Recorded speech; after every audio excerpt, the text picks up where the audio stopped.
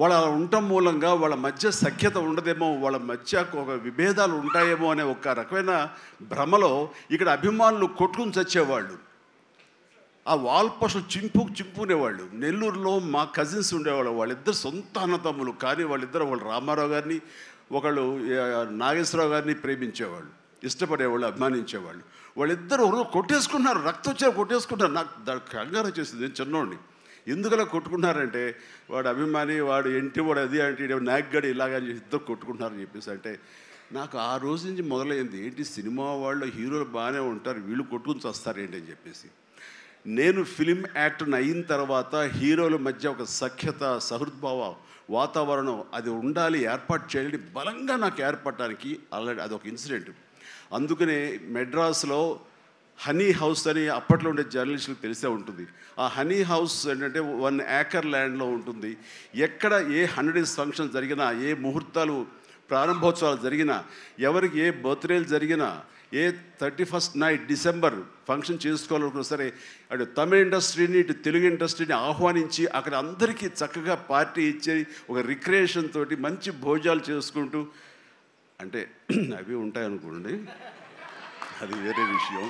So వీటితోటి మనుషుల్లో ఉండే అరమరకలు కానివ్వండి, పొరపచ్చలు కానివ్వండి, ఇవన్నీ కూడా సమసిపోయి ఎంతో హాయిగా ఉంటారు. అది నేను ఆ విషయం చాలా చాలా సక్సెస్ఫుల్. కాబట్టి ఈ రోజుకి నాగార్జున, వెంకటేష్ అండ్ బాలకృష్ణ మేమందరం కలిసికట్టుగా ఉండటానికి, ఒకళ్ళ ఫంక్షన్ ఒకళ్ళు వెళ్ళటానికి, ఈ మధ్యకాలంలో బాలకృష్ణ 50th ఫిల్మ్ సందర్భంగా నట జీవితం సంబంధించి చేసిన ఫంక్షన్లో నేను పార్టిసిపేట్ చేశాను. అలాగే నాగార్జున మేము వెరీ ఫ్రీక్వెంట్గా కలుసుకుంటుంటాం. ఈ అరమరికలు ఉండకూడదు. అభిమానం అంటే అది పర్సనల్. నా ఒక రకమైన భోజనం రుచిస్తుంది, ఇంకొక రకమైన భోజనం రుచిస్తుంది. అలాగే ఇంకొకరితో కనెక్ట్ అవుతారు యాక్టర్లుగా. అలా ఉండటం అనేది మనం అందరం యాక్సెప్ట్ చేయాలి. అంత మాత్రం చేత విశ్వక్షేణ్ ఎక్కడ దూరంగా పెట్టి మన మనిషి కాదు కాబట్టి అతని ఫంక్షన్కి పిలిస్తే కనుక వెళ్ళాలా అని ఉండకూడదు. ఖచ్చితంగా వెళ్ళాలి. అతను మన ఈ ఇండస్ట్రీ మనిషే, మనలో ఒకడు, మన కుటుంబ సభ్యుడు అన్న భావం, అన్న మెసేజ్ మనం ప్రివేల్ చేయాలి. అంటే ఏదో మనం సెపరేట్గా ఉండటం మూలంగా, మనం అతీతంగా మన దూరంగా ఉండటం మూలంగా మనకు ప్రత్యేకత వస్తుంది, గుర్తింపు వస్తుంది, తద్వారా మన ఇమేజ్ పెరుగుతుంది అనే భావం కరెక్ట్ కాదు. మన ఇమేజ్ పెరగాలి అంటే, మనకి ఒక ఫ్యాన్ బేస్ పెరగాలి అంటే అది మన కంటెంట్, మనం చేసే సినిమా ఇస్తుంది తప్ప మనం ఏలినేట్ చేసేసుకోవడం, మనల్ని దూరం చేసుకుంటేనే కాదు. అందరూ కలివిడిగా ఉండాలి. అంటే మా ఇంట్లో ఇంతమంది హీరోస్ ఉన్నారు, అందరం ప్రతిసారి కలిసిమెలిసిగా ఉంటాం, అన్నీ ఉంటాం. అలాగని చెప్పేసి మా ఇమేజ్లు తక్కువ. ఈ రోజున పవన్ కళ్యాణ్ ఏబీలో కనిపించగానే ఇది అన్నారు, దాన్ని గర్వపడాలి. పుష్ప 2 పెద్ద హిట్ అయింది, బ్లాక్ బస్టర్, దాన్ని గర్విస్తాను. అండ్ తర్వాత ఒక్కోసారి సినిమాలు ఆడచ్చు, ఆడకపోవచ్చు, కానీ మనం ఏవైనా సరే ఇండస్ట్రీలో ఒక సినిమా ఆడింది అంటే ప్రతి ఒక్కరు హర్షించాలి.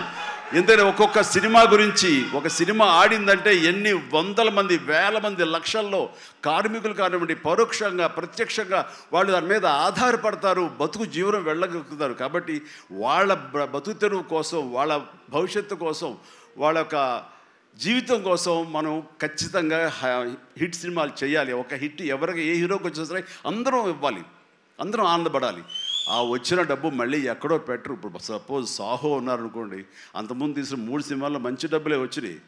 అండ్ ఆ డబ్బు ఎక్కడో తీసుకెళ్ళి ఇవ్వట్లేదు, తీసుకొచ్చి మళ్ళీ నాకే ఇస్తున్నాడు, మన వాళ్ళకి ఇస్తున్నాడు, నటినట్లకి ఇస్తున్నాడు. ఈ డబ్బు ఎక్కడికి పోదు.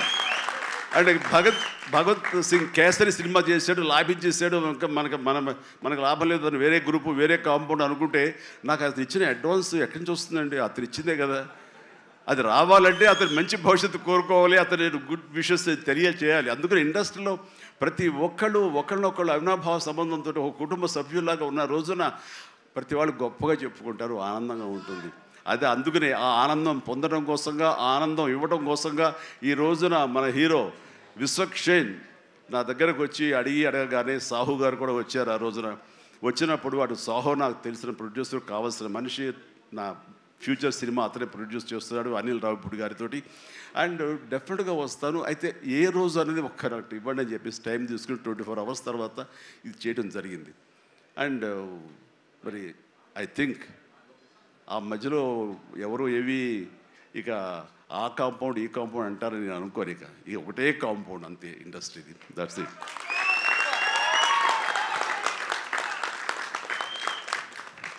ఇక ఈ సినిమా ట్రైలర్ చూసిన తర్వాత నాకు ఎక్కడో మనం ఉండే పెద్దరికాంతో మనలో మనం సంసారపక్షంగా ఉంటున్నాం, మన కుటుంబం అని. కానీ ఎక్కడో అన్నగారిపోయినటువంటి ఉంటే సరే అది ఆ కోరికలు గబుక్కుని పెళ్ళు బుక్కింది ఆఫ్టర్ ట్రయల్.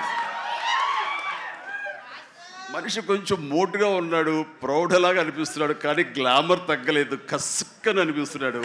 ఈ అమ్మ అసలు అది విశ్వక్షని కాకుండా నిజంగా ఆడపిల్ల అయి ఉంటే ఎక్కడో గుండె జారి కొంచెం గల్లంత అయ్యేదేమో అనిపించింది ఆ మురుగు నాకు. అంత గ్లామర్గా ఉన్నాడు. నేను చేశాను ఆ సినిమాలో, తర్వాత నరేష్ చేశాడు, అలాగే రాజేంద్ర ప్రసాద్ గారు ఇంకో సినిమాలో చేశారు. ఇవన్నీ కూడా బాగా ఆడినాయి. ఇందాక ఆయన చెప్పినట్టుగా, మన అనిల్ రావిపూడి గారు చెప్పినట్టుగా అన్నీ కూడా మంచి హిట్స్ అయినాయి. ఈ సినిమా కూడా ఖచ్చితంగా హిట్ అవుతుంది. అది హిట్ అవ్వాలని కోరుకుంటున్నాను. హిట్ గ్యారంటీ ఈ సినిమాని.